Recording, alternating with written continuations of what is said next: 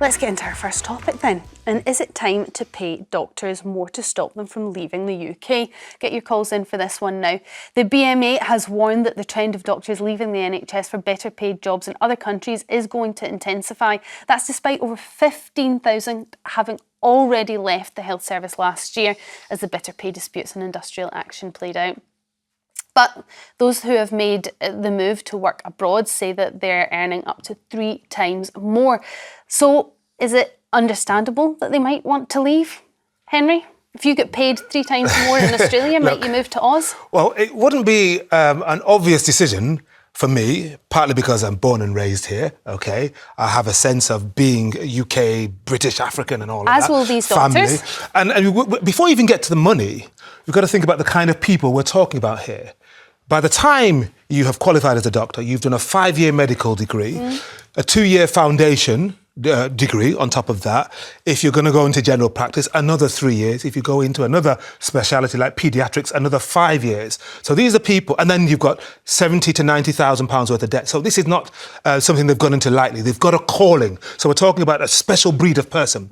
Now, for them to give all that up and to go off into a country that they don't know, a place they've never lived in before, it must mean that the push factor is much stronger than the pull factor.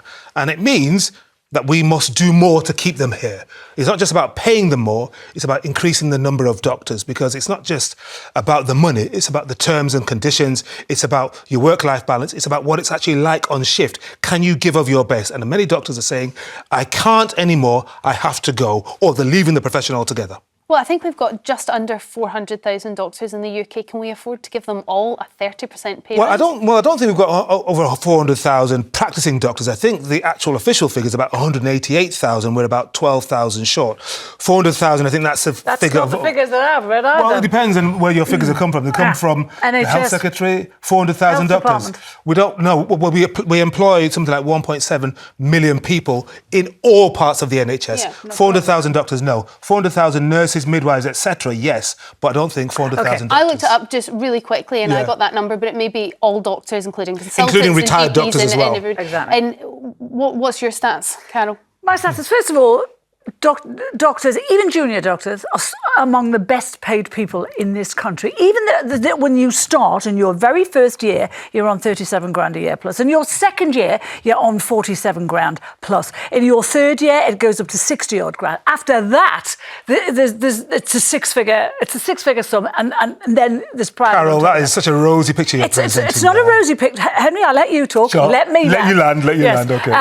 And so these are not poor. Even when they're junior doctors, they're still 10% ahead of the average salary. So this idea that doctors, which the BMA will push and say that they're using food banks and having to have their bills subsidised, this is tosh. They're going to Australia. A lot of them are going to Australia now, and we know why they're going, because it is a largely privatised system. Of course they're going to get more money in a privatised system. But in this country, we have decided to keep healthcare centralised to help the very poorest and the most vulnerable people. And doctors know that when they're coming into this profession, because they know what they're taking on. And the deal is you get paid, you're treated as civil servants, as doctors, within the NHS thing, and that is the system they opted to go into. Now, see, Australia is a different kettle of fish. The reason their healthcare is better is because they charge way more for it. And this report that's come out by the BMA, I think this is propaganda. The health department says they don't recognise the figures that their BMA are putting out. What they're saying is they have 5% more doctors than we've ever had before in this country. They say that we have a 5% increase on the number of doctors we have this year than we had last year. Yeah, but we've also got an ageing population, yes, an increasingly unhealthy population, and we've just had a What they're saying is there's no exodus. They're saying that we've got 5% more this year than we had last year. There's still an exodus of trained doctors that we've paid to train or subsidised. Carol, the figures don't lie. You said the BMA. Sorry, I let you land. You said that the British Medical Association is pushing out propaganda. What do you think the Department of Health is doing when they say they don't recognise the figures? Well, the they have figures official are stats. there. The figures are there in black and white, but they do know for every 2 doctors we train, we lose 1. Okay, This is so terrible. Henry, do you think it's fair that the average cost of training an NH doctor is 230 grand? Yes. Now, I know doctors pay fees, and it's up to 64 grand, Yeah. and I know they have to pay that No, they back. leave with an average debt of 70 to 90,000 pounds Well, each. they have to pay back 64 grand. I don't know about the average debt thing, Yeah. but they have to pay back 64. But the rest is paid in grants and whatever. Now, they don't have to pay that back, and the government never sees that again. If you're going to leave this country having had your training paid for, there should be a minimum amount of time you have to stay, because British taxpayers have paid for your salary. That is another suggestion that comes up time again. Let's go to the calls and find out what you think at home. Alan from Edinburgh, do you think it would be better? I mean, actually, they've resolved the disputes with the NHS, a lot of them anyway, in Scotland already, not so much in England. Should we be paying doctors more just to stop them from leaving? No, definitely not. They're very well paid as it is. There's 2 options, like I said to your researcher. You get paid very well. Instead of them paying tuition fees, let the government pay them it, and then contract them to stay within the NHS for a certain number of years. Yeah, so Carol's mentioned that. Or if they do get their training here and decide to leave the country, make them pay back all their student loans before they actually leave the country in full. Do you think we're going to get as many people going in to work for the NHS or to go in to train to be a doctor? People that want to be doctors. If we have that want to sort be of doctors contract? are still going to train to be doctors. Do you think so, Alan? Do you think they're just going to they're just going to train regardless? Henry's just said it's a calling. You can't say it's a calling on the one hand. No, you can. It can be a calling, just like it is to be a nurse or very even a teacher. But if the terms and conditions, your day-to-day shift, 17, 18 hours a day for some people, and for £35,000 a year after you've done the 5 years of the medical degree, which, look, Alan, why didn't you become a doctor? Why didn't I become a doctor? Because it's hard, because it's difficult. That's not why. Don't answer the question for it. Alan, why did you not become a doctor? Absolutely nothing to do with it. Okay, it's why just not? being Why not? ridiculous. No, I'm asking you. Just didn't want to be. Didn't have the calling, presumably. Not just the calling, didn't have the intelligence for a start. There you go. So let's put a price on that intelligence. No. Apart from that, where are you getting your pick? Do you know, all these doctors keep going on about they earn £14 an hour. You show me one doctor that's got that on their payslip and can prove it, and then I'll believe a word you say. And Alan, can I tell you Not one doctor has ever showed a payslip where that was their wage. It's true. And Alan, they when they first start, the first 3 months, they are on a very small amount, but after 3 months that ends, and they're on 37 grand a year in their first year. I've seen different figures. I've seen 31, 32 for the first year. Well, and I've got them from the figures do get disputed quite a lot. The figures get disputed. It depends on the specialism. You're using BMA ones. I'm using depends on the health specialism. Well, department. the BMA, the members are doctors, and the Department of Health, of course, is the Department of Government Propaganda. You might say it is in the BMA's self-interest to say. And so it is in the civil servant's self-interest. I'm going to pause you two just for a moment because, Alan, you requested a doctor. Now, I don't know whether he's going to be able to show us a payslip for his beginning of his career, but I do want to bring in Dr Andrew Meyerson, who is an A&E doctor for the NHS. Now, Andrew, you shared with our team some adverts that you have seen online asking you or luring you to a better paid job in other countries. Why haven't you made the move yet? Oh, because I'm from the United States. Thank you for having me. I'm from the United States, where privatized healthcare has made the country a mess, and made healthcare in the United States a mess. And I've had family and friends who have had their financial lives destroyed by privatized American healthcare. And so when I came to the United Kingdom about 8.5 years ago to study medicine, I decided to stay because I fell in love with the NHS. Because back then, it was still ranked the #1 healthcare system in the entire world. I was floored that to learn that you guys had the best healthcare system in the world 10 years ago, and to see what this government has done to it is shocking. But Andrew, maybe that's one of the reasons why so many of my colleagues are leaving.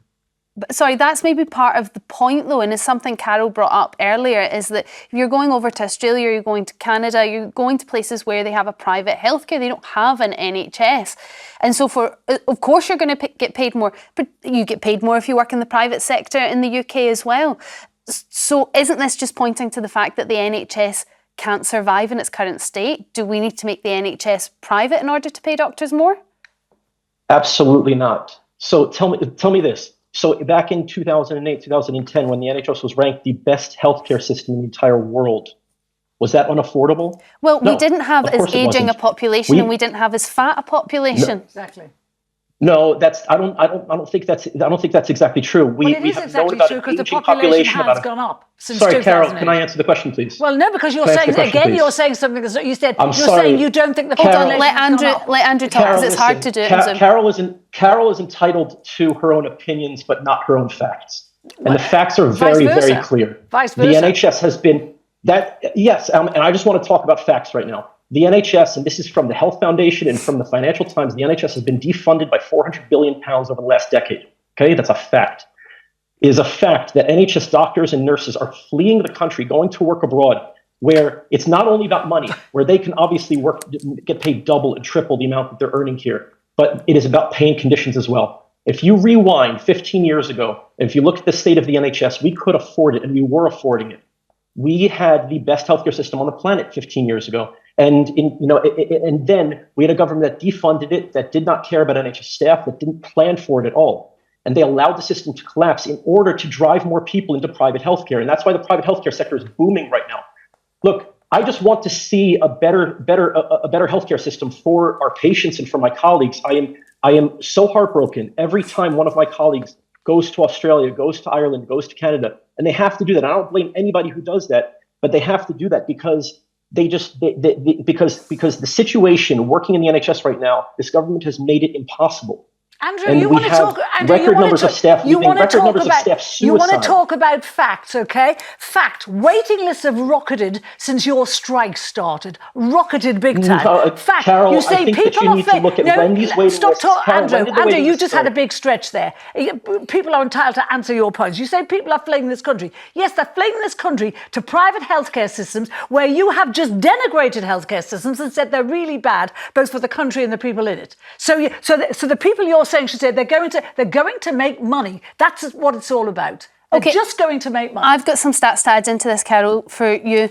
We've got 1.6 billion a year it costs because doctors are leaving this country. 1.2 billion it cost last year because of the strikes. So if we add those numbers together, divide it by however many doctors there are in the country, and we just give each doctor in the country that pay rise, because if we had done that at the beginning of the year, the government would have been... No one should get a 35% pay hike. Not when you have other hard-working people in this country who are having to settle for 5, 6, 7, and I'm talking about nurses here in particular, having to settle for smaller amounts of money. Doctors should not be getting 35%.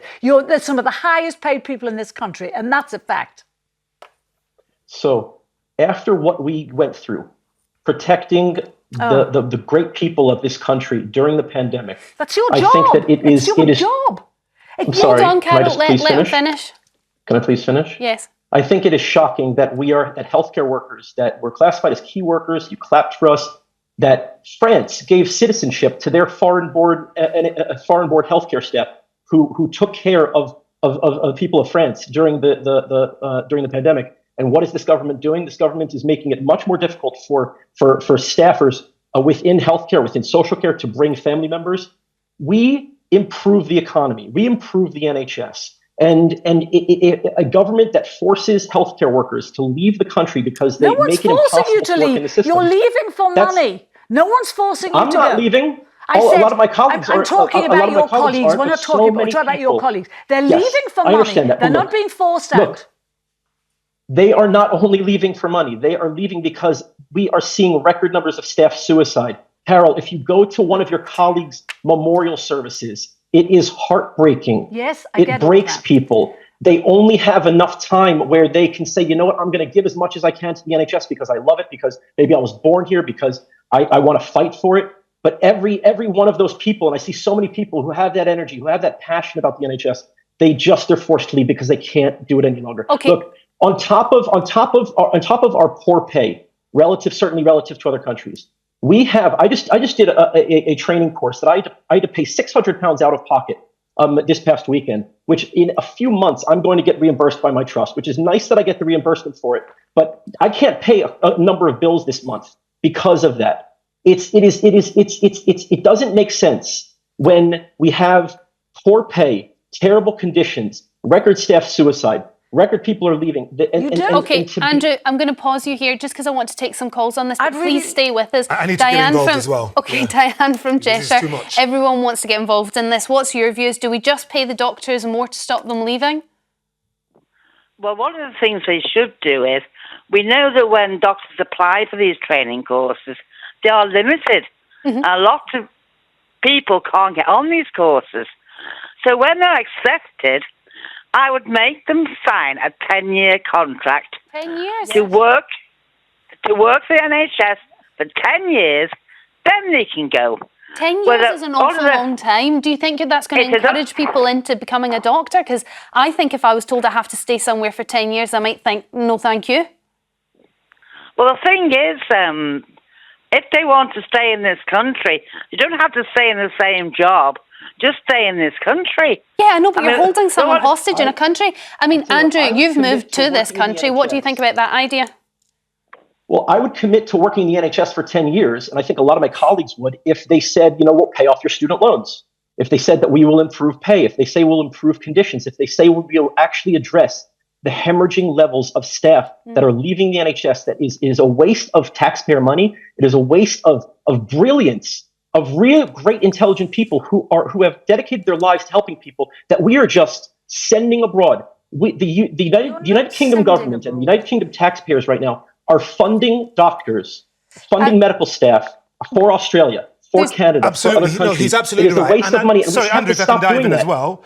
Just as our doctors are leaving, massive exodus, we are raiding India, raiding Nigeria, raiding the Philippines, raiding all these countries where the ratio of doctors to patients is far worse than ours. It is terrible. There's a list of countries called the Red List from which we are not meant to take doctors, and yet we're doing it because we're so desperate in this country.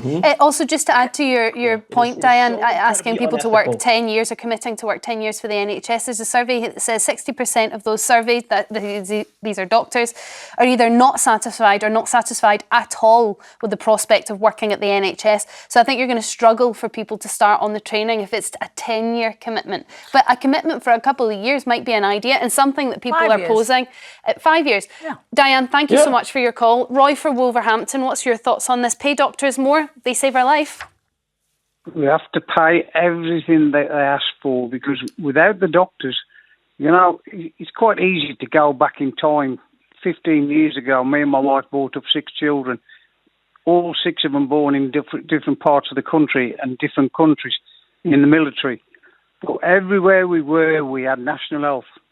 And it didn't matter, what country you were in, you got national health. Up until 15 years ago, I could go to a dentist.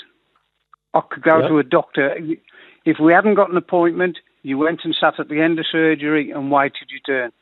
Now, you're lucky to get one within a week. Well, it's a very different environment now, isn't it, Roy? And we have a very different demographic across the country, and so the NHS is pushed to its limit. So I suppose the question is, do we keep hurling money into that and paying doctors more and paying more for nurses and paying more for the NHS in general?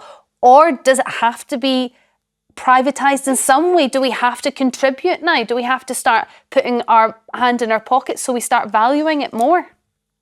No. The more you go private, the more the people will go onto the back burner. They'll sit there waiting forever to get an appointment. Yeah. I can see Andrew shaking his head at the idea of privatising the NHS, obviously. But that's the places that these doctors are going, is places like Australia. In Australia, to see a GP, you pay $100 Australian. In this country, we quail at the thought of paying a tenner to see a GP. Well, we don't. More and more people are moving to the private sector because of these waiting lists. Can I just take Andrew on when he said before, you looked after the good people of this country during COVID. Yes, you did. But, a lot of other workers put their lives at risk as well.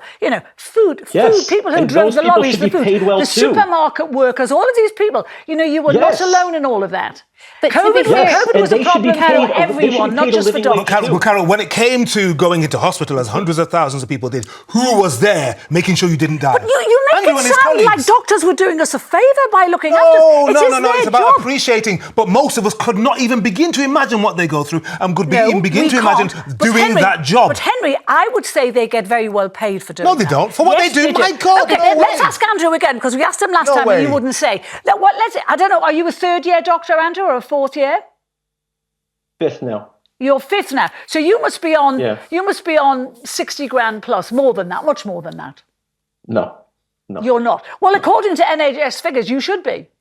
That's what they put out that you're on. They say third-year doctors are between 56 But Carole, who are you going to believe? The NHS figures or the man there himself? This is what we need. Instead of arguing about exactly how much people are making right now, well, no, that's the point. It's a debate. No. I want to just broaden this out for a second. There are facts here. There are record numbers of NHS staff leaving the health service. Not according to the health service. If we continue to allow them to leave, then we are wasting money, we are wasting talent, and it is not going to help this country. It's not going to help this country recover economically. It's also not going to help this country recover our health. We are a deeply sick nation right now, and that's because of a decade of underfunding of the NHS.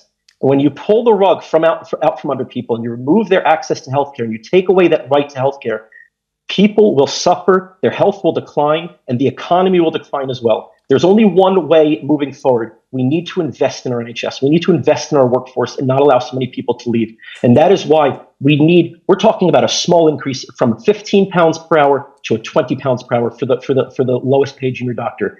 That is not an unreasonable request at all. And the vast majority of the British public agree with us, are supporting us, are supporting us doctors, supporting nurses. We need to fundamentally pay more tax for the NHS. I just want to get another call in. The NHS does not agree with the figures the BMA have put out. They said they don't recognise the figures they put out. Of course. Okay, but we've got. So why should we believe you instead of them? The government always says that they don't. Why should we believe the BMA instead of the National Health Service? Why should we believe you instead of them?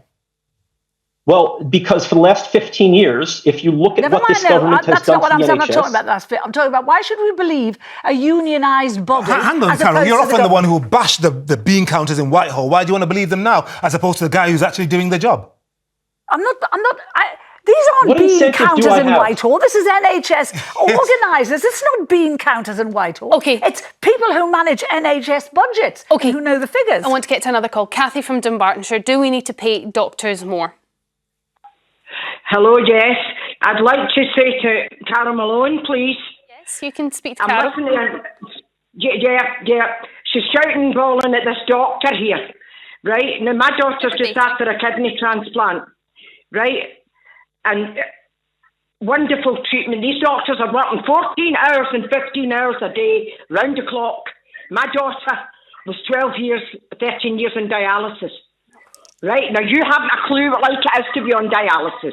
I haven't. Sick. I'm not saying in any shape or form. These doctors are worth their weight in gold. Okay, so we would never have got to the age we've got to. But Kathy, our national health service. Here's a question, Kathy. Now you're shouting. I appreciate your passion. Kathy, can I ask you a question?